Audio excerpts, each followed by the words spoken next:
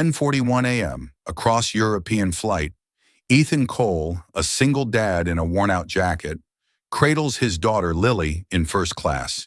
He is a man with a heavy past and calloused hands. The head purser's voice is a cold whisper. "Sir, you are in the wrong cabin. Move to the back." Under a hail of silent contempt, Ethan, eyes burning with quiet dignity while clutching Lily, exits. The curtain clicks shut like a prison door. 1 minute later, the cockpit chime screams. The captain's voice crackles, urgent. "Is there a Captain Ethan Cole on board? Identify yourself immediately." The entire plane freezes. Ethan Cole is a man defined by quiet strength and silver-lined scars. At 39, his life revolves around a single son, Lily. 3 years ago, a reckless driver took his wife, Sarah, leaving Ethan to navigate the turbulence of grief while raising a daughter who has her mother's eyes and her mother's fragile heart. Ethan isn't just a dad. He is a veteran flight instructor and a freelance aviation safety consultant. He lives in the shadows of hangars and the margins of safety manuals. He's the man airlines call when their systems fail, yet today he looks like a man who barely has enough for the bus. His jacket is frayed at the cuffs. His boots are scuffed. Boarding, Ethan had stood in the terminal, looking at the voucher in his hand. It was a gold-embossed card, a symbol of a life he had once led, a life of high-altitude precision and corporate respect. He had earned this by staying up for 72 hours straight, debugging a fuel injection algorithm that had threatened to ground an entire fleet of 737s. The CEO had hugged him, called him a lifesaver, and handed him this voucher. "Lily, look," he had whispered, showing her the card. "We get to sit in the big seats today, the ones that turn into beds." Lily's eyes had widened. "Like a castle, Daddy." Exactly like a castle. But to the crew of Flight 402, Ethan Cole didn't fit the first-class profile. The purser, a woman named Elena who prided herself on maintaining the standard, approached them with a rehearsed smile that didn't reach her eyes.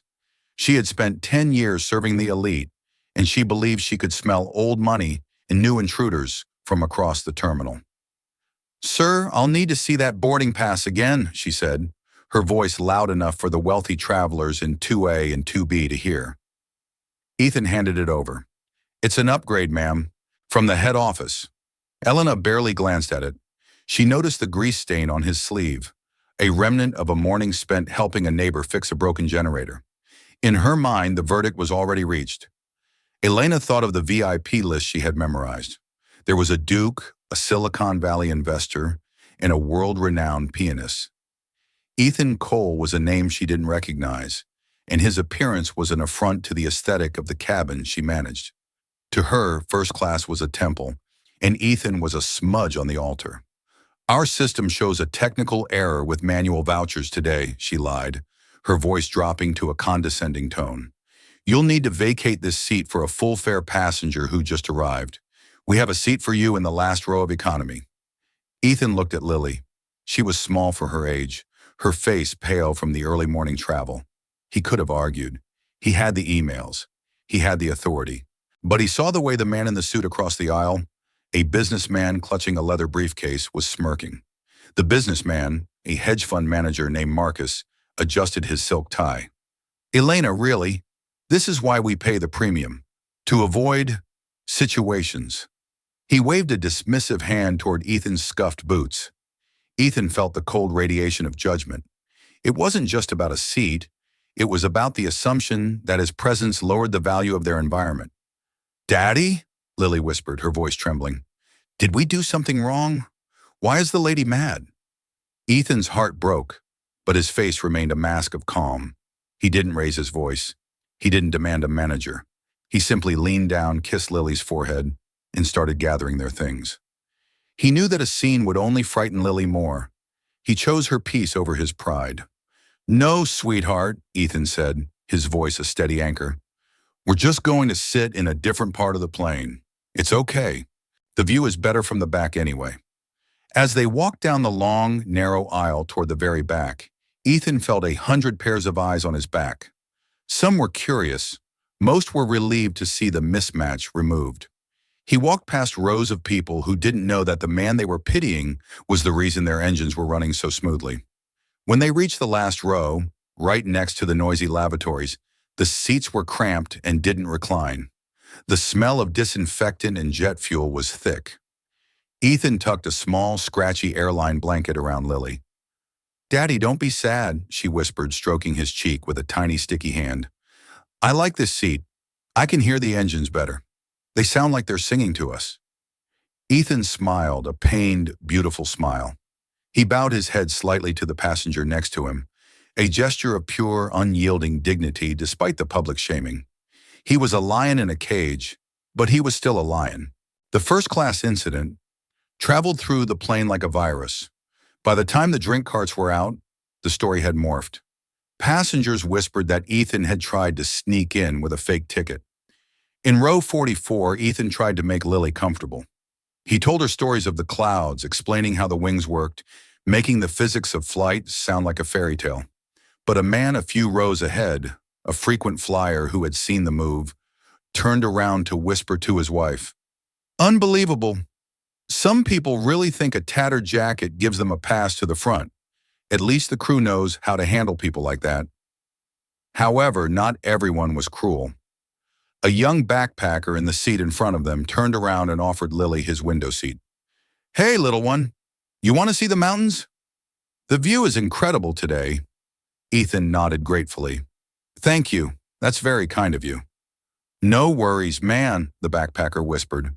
"The front of the plane might have the fancy seats, but the back has the heart." Ethan stared out the window. He remembered a night 5 years ago, standing on a tarmac in Dubai, wearing a $5,000 suit, shaking hands with princes. He had all the status in the world then, but he was never home. He missed Lily's first steps for a meeting about turbine efficiency. Now in this cramped seat, with his daughter's head on his shoulder, he felt more like a king than he ever had in first class. He didn't need their validation. He had hers. Then 30,000 feet above the Alps, the world changed. Inside the cockpit of the Airbus A320, the atmosphere shifted from routine to red alert. Captain Miller felt a slight, rhythmic shudder in the control column. It was subtle, like the twitch of a dying nerve. "Did you feel that?" Miller asked. "Feel what, Captain?" The co-pilot, a young man named Sarahs, replied. Suddenly, the primary flight display began to strobing. The sensor data for the hydraulic pressure, the very lifeblood of the aircraft's steering, began to dance between green and amber. "Cross-check the backup," Miller barked. "Backup is showing a red X failure, Captain. It's a rare sensor loop error. The manual says we need to initiate an emergency descent, but we're over the Eiger and the Jungfrau. If we drop now, we hit the peaks." Miller's mind raced through years of training. He remembered a safety bulletin from 3 weeks ago, a highly technical addendum that most pilots had skimmed. It was about a sensor loop anomaly that occurred in high-altitude, low-temperature environments. It had been solved by a consultant named Cole. The memo had a terrifying footnote. In the event of a dual-sensor loop failure, the automated system will attempt a hard pitch down to compensate for perceived stall. Manual override is only possible through a specific software bridge bypass. Miller looked at the passenger manifest on his tablet. His eyes widened. "Ethan Cole, seat 40F. "Purser, come in," Miller shouted into the interphone. Elena answered, her voice still shaken from the cleanup in the front. She was currently serving champagne to the businessman who had complained about Ethan. "Yes, Captain." "I need Ethan Cole. Now, he's in 44F. Bring him to the cockpit immediately. This is a level 5 emergency." Elena froze. The bottle of champagne wobbled in her hand. "Sir? The man in the jacket? I just moved him to the back because he was in the wrong seat." "I don't care if he was sitting on the wing," Miller roared. "If that man isn't in this cockpit in 60 seconds, this plane isn't making it to London. Go! Run!" The cabin lights flickered. A deep mechanical groan vibrated through the floorboards. The fastened seatbelt sign chimed 3 times. The international code for brace. Elena's face went white. She dropped the bottle. It shattered on the carpet, the expensive liquid soaking into the floor. She turned and ran. She didn't walk. She didn't maintain her standard. She sprinted. She sprinted past the first-class passengers who were now shouting, their masks of wealth slipping to reveal raw terror. She sprinted past the man in row 4 who had laughed at Ethan. She reached the very last row, gasping for air, her eyes wide and pleading. She looked at Ethan, who was already standing up, his eyes scanning the ceiling panels, already diagnosing the sound of the engines. "Mr. Cole," she gasped, clutching the headrest for support. "Please, the captain. He's losing the elevators. He needs you. Right now." The entire cabin went silent. The announcement system crackled to life, but it wasn't the usual calm voice. It was the captain over the public address system, his voice echoing in every corner of the aircraft. A voice stripped of all corporate professionality, filled with raw desperation. "Is there a Captain Ethan Cole on board? Sir, we have a catastrophic sensor failure over the Alps. We need your eyes in the cockpit. Please identify yourself. This is not a drill." Every head turned. Marcus, the man in the suit in first class, stood up, his face pale. The passengers in economy craned their necks. Every eye that had looked at Ethan with contempt now looked at him with a desperate, sudden hope. Ethan didn't move for a second. He looked at Lily. She was wide awake now, her eyes large, but she wasn't crying. She saw the look in her father's eyes, the work look. "Stay here, Lily," Ethan said softly. He turned to the woman in the seat next to them, an elderly lady named Martha who had shared her crackers with Lily earlier. "Could you watch her, just for a minute? No matter what happens, keep her seatbelt tight." "Of course, dear," Martha whispered, her voice trembling. "Go, save us." Ethan stood up. He looked at Elena, the purser. She was shaking so hard she could barely stand. "I'm sorry," she whispered, her voice breaking. "I didn't know who you were." Ethan didn't look at her. He didn't have time for her apology. He didn't look at the passengers who were now reaching out to touch his sleeve, murmuring pleas for help. He walked toward the front, his stride purposeful, his shoulders square. He wasn't the single dad in the worn jacket anymore. He was the most important person on the planet. Inside the cockpit, the atmosphere was thick with the smell of ozone and the sound of a dozen different alarms. The master caution light was flashing red, illuminating the panicked faces of the pilots. "Captain Miller," Ethan said, stepping inside and immediately gripping the back of the observer's seat to steady himself as the plane jolted. "Cole, thank God," Miller said, sweat pouring down his face. "The loop is stuck. The autopilot is trying to dive to 10,000 feet, but the mountains are at 13,000. If I disconnect the servos, I lose all manual pitch control. We're trapped." Ethan leaned in. He didn't hesitate. He didn't ask for a manual. His fingers danced over the flight management computer keypad with a muscle memory born of 1,000 hours in simulators and 10,000 hours in the sky. "It's not a hydraulic leak," Ethan said calmly. His voice acted like a sedative in the room, cutting through the chaos. "It's a ghost signal in the bus coupler. Your sensors think the tail is falling off because the clock speed is out of sync with the avionics cooling fan. It's a feedback loop. The computer is trying to fix a problem that doesn't exist by creating a crash." "How do we break it?" the co-pilot asked, his voice cracking. "You need to pull the circuit breaker for the cabin entertainment system. Row J, breaker 4. "The entertainment system?" Miller asked, bewildered. "What does that have to do with the elevators?" "They share the same data bus on this specific revision of the A320, Ethan said, his voice hardening. "I argued with the CEO about this 6 months ago. He said the risk was statistically insignificant, and the cost to separate them was too high. He gambled on the math. Today, the math lost. Pull it now." The co-pilot lunged for the breaker panel. With a sharp click, the connection was severed. The flickering stopped. The red X disappeared. The master caution light turned off with a click that sounded like a miracle. The control column smoothed out in Miller's hands. "Hydraulics returning to normal," the co-pilot breathed, his body slumping in relief. "Pressure is steady at 3,000 psi. Miller let out a breath he had been holding for what felt like an eternity. He turned to Ethan, his eyes filled with a level of respect that bordered on awe. You just saved 300 people, Ethan, including me. I owe you my life. While the cockpit stabilized, a different kind of storm was brewing in the first-class cabin. Marcus, the hedge fund manager, gripped his armrest so hard his knuckles turned white. He looked at the empty seat 1A, the seat he had helped Ethan be evicted from, and felt a sickening realization. The safety of his life was now in the hands of the man he had called a situation. He realized that no amount of money could buy the expertise currently keeping the plane in the air. Then came the second twist. Miller looked at Ethan's clothes, then at the purser standing at the door, her face a mask of shame. "Wait," Miller said, his voice turning cold. "Why were you in the back? I saw your name on the first-class manifest this morning. You were supposed to be in 1A. Ethan looked at the floor, then at the clouds outside. "There was a technical error with my voucher, according to your purser." Miller's eyes darkened as he looked at Elena. "Technical error?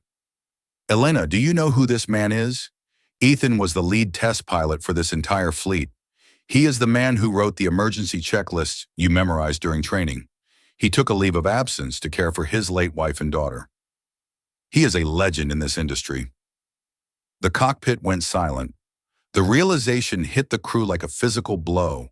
The man they had treated like a second-class citizen was the architect of their survival. The landing was the smoothest Flight 402 had ever experienced. As the plane touched down and the reverse thrusters roared, a spontaneous burst of applause erupted from the back of the plane and rippled forward. But it wasn't for the pilot. It was for the man who was currently walking back to his seat in row 44. Before the doors opened, Captain Miller did something he had never done in 20 years of flying. He left the cockpit, took the PA microphone in his hand, and walked out into the cabin. "Ladies and gentlemen," Miller said, his voice echoing through the silent plane, "we had a serious technical emergency today. We are all safe because of one man, a man who was asked to leave his seat in the front of this plane because of the way he looked, because his jacket wasn't expensive enough for the first-class standard." A heavy, shameful silence descended upon the first-class cabin. Marcus, the businessman in 2A, looked at his shoes. The woman who had smirked at Lily's scuffed shoes suddenly found her designer handbag very interesting. "I want to publicly apologize to Captain Ethan Cole," Miller continued, "and I want to remind everyone on this flight. Status is a shadow. Character is the light. Ethan Cole has both in abundance. He is the reason you are calling your families right now." As Ethan returned to his seat, something remarkable happened. People didn't just clap, they stood up. In the economy cabin, a young man offered Ethan his own premium meal tray. A woman handed Lily a small plush toy she had bought for her niece. The community of the back row had found their hero. As Ethan walked past first class to get his luggage later, Marcus stood up. His face was flushed. "Mr. Cole, I apologize. My behavior was uncalled for." Ethan looked him in the eye. "It's not me you should apologize to. It's the next person you see who looks like they don't belong in your world. They might be the one holding up your ceiling." Elena, the purser, walked down to row 44. She didn't stand over him this time. She knelt in the aisle next to Lily. Her eyes were red from crying. "Mr. Cole, Lily, I am so sorry," she whispered, loud enough for the surrounding passengers to hear. "There is no excuse for how I treated you. I let my own bias blind me to a better man. Please, allow us to escort you off first. We have a car waiting. Anything you need for the rest of your lives with this airline is yours." Ethan stood up, holding Lily's hand. He looked at Elena. He saw the genuine remorse in her eyes. He was a man who knew the value of a second chance. "The car isn't necessary," Ethan said softly, "but the apology is accepted. Just remember, everyone in this cabin is carrying a weight you can't see. Treat them all like they're the ones saving your life." As he walked through the plane, the passengers in economy, the people who had sat with Ethan in the cheap seats, started to cheer. They stood up and clapped as he walked by. When they reached the front, the wealthy passengers stood up too. Not out of politeness, but out of a sudden jarring respect. The CEO of the tech firm who had watched the whole thing stepped forward. He didn't offer money. He took a small, gold-plated wing pin from his lapel, a bravery pin given to him by his grandfather. "For your father," the man whispered to Lily, "and for you, for being the bravest little girl in the sky." Lily took it, her eyes shining like stars. "Thank you, sir." The airline offered to put them in a limo, to give them lifetime passes, to do anything to make up for the PR disaster. But Ethan simply shook the captain's hand. "Just make sure the data bus is separated on the next update," Ethan said with a wink.